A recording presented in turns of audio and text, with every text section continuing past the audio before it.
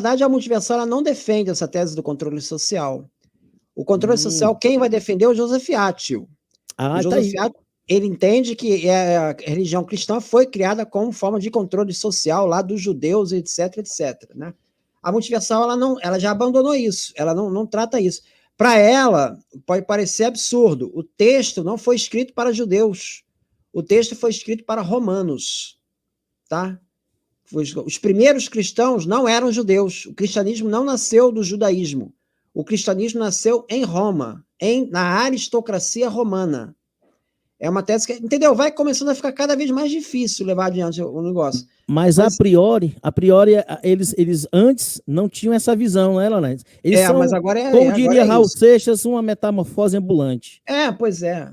Agora, A gente inclusive, fica até difícil para a pessoa, para o ouvinte, que eles fizeram uma live com o Richard Kerrer. O Richard Kerrer, ele é miticista, mas ele acha que Paulo existiu, que o cristianismo foi inventado pelos cristãos, tá? Uhum. Então, não foi com essa intenção do romano inventou o cristianismo, não foi isso. Isso é uma coisa grosseira de diferença do Richard Kerrer com o Joseph Attil e com a Multiversal, tá? Aí eles fizeram, o Richard Kerrer tem no blog dele um comentário sobre a obra do Joseph Attil, que ele simplesmente escracha com o livro do cara do começo ao fim.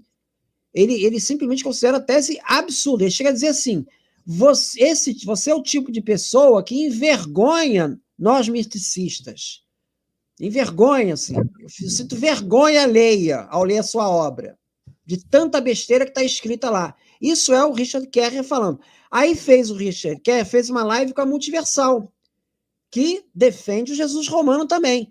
Cara, ficou 2 horas de live, ninguém fez uma pergunta sobre esse ponto.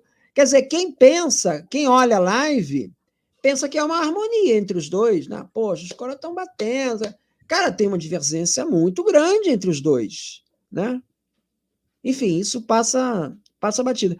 Essa questão, ela não desce, cara, não desce. Jesus teve ali, para a multiversal, o ponto-chave de todo o cristianismo, eu comentei antes, né? É a destruição de 70. Uhum. É o ponto-chave. Para os cristãos daquela época, você veja qual a ênfase que se dá à destruição de 70. Pô, nenhuma. Tem um autor lá, o primeiro que seria, assim, que daria mais, seria o Eusébio, que ele é até apontado como o primeiro preterista. A maioria não era preterista, alguns poucos eram. O Eusébio era um. Mas dava-se muito pouca ênfase a essa destruição de 70. Para a multiversal, isso é o ponto central do cristianismo. Cara, o ponto central do cristianismo, em cada 10 obras da literatura patrística, se chama Ressurreição de Jesus. A ressurreição de Jesus para a multiversal é uma coisa que, se foi inventado, se não tinha significado nenhum, por que o cara escrevendo, romano, ele escreveu e botou esse negócio de ressurreição lá? Se ele não vai servir para nada para a tese dele. Por que ele vai escrever 3 evangelhos sinóticos que eles não batem exatamente, a genealogia de um não bate com a genealogia do outro? Cara, por que ele vai fazer diferente? E mais, por que tu vai escrever 3 textos que são praticamente muito parecidos? Tem divergênciazinha, uma coisa com a outra, né? Mas para que escrever 3 textos quase que iguais um do outro? São sinóticos.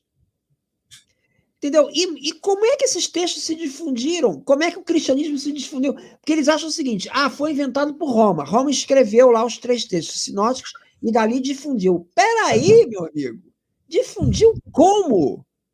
Como é que isso difundiu? Você pega, por exemplo, o culto ao imperador. O culto ao imperador é uma religião promovida pelo imperador, mas você tem templo, você tem cultos, você tem festas.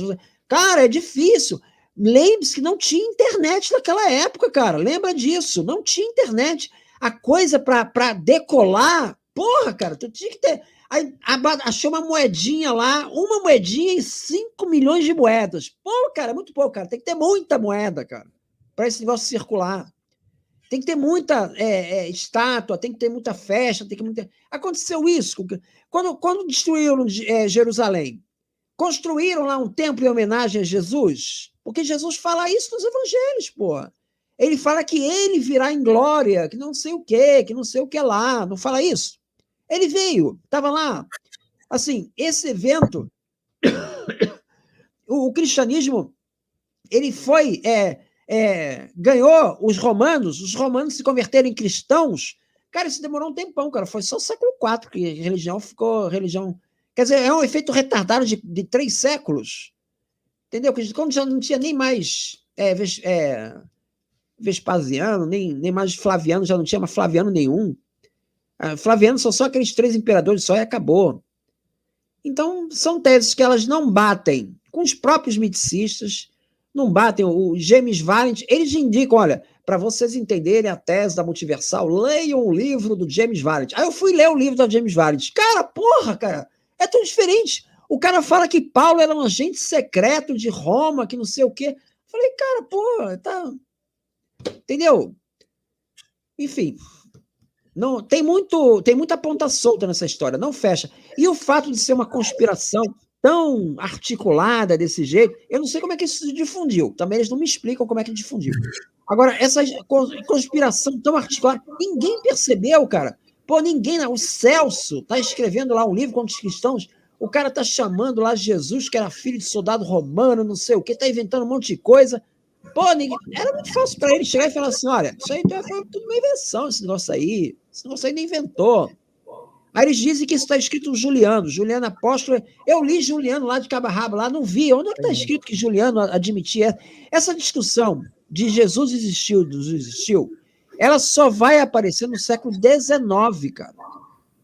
É aí que vai estar aparecendo. Você me dizer que tinha essa discussão. Aí o Antônio Miranda fala que Justino Martins está discutindo com o Trífilo se Jesus existiu ou não. Porra, peraí, cara. O cara está discutindo se o Jesus era o Messias. Isso está até nos evangelhos, pô. Nos evangelhos tem muito judeu ali que não aceita Jesus como Messias. É essa a discussão.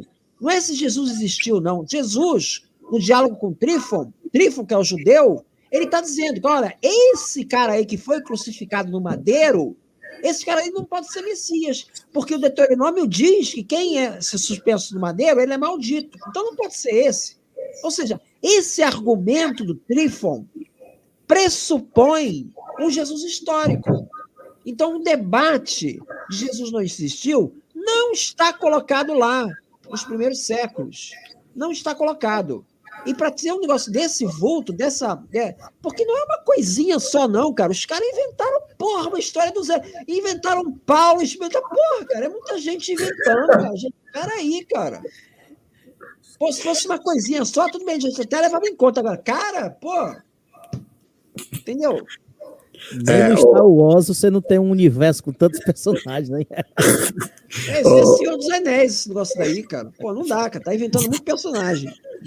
Abrantes, aproveita que você está falando de Paulo aqui, do Paulo 007 e tal.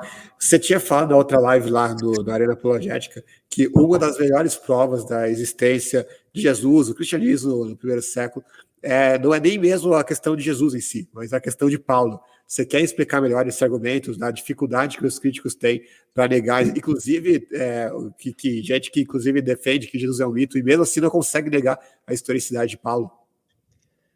Pois é, porque o Paulo, ele tem nas cartas paulinas, ele tem a narrativa toda das viagens dele, e ele vai passando pelas cidades, todas as cidades, eles batem as referências geográficas, tem um autor chamado do século XIX, do Hansen, o Hansen faz de Atos dos Apóstolos, né? Ou seja, as referências históricas de Paulo e geográficas de Paulo, elas vão batendo, tá? Você tem Erasto, que é prefeito lá de Corinto, foi encontrado lá o monumento de Erasto, o Gálio, né? Tem uma inscrição com Gálio, que é procônsul, exatamente naquela época.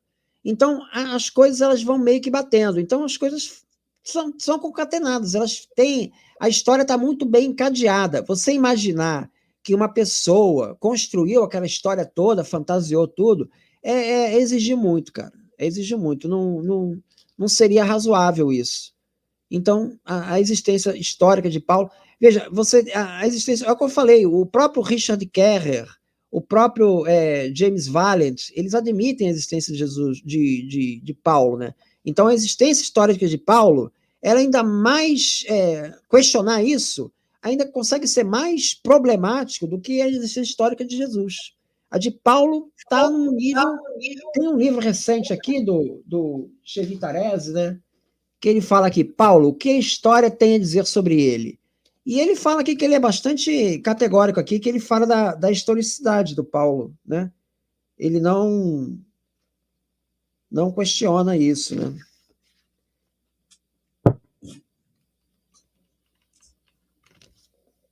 Enfim, tem outro ponto que me incomoda.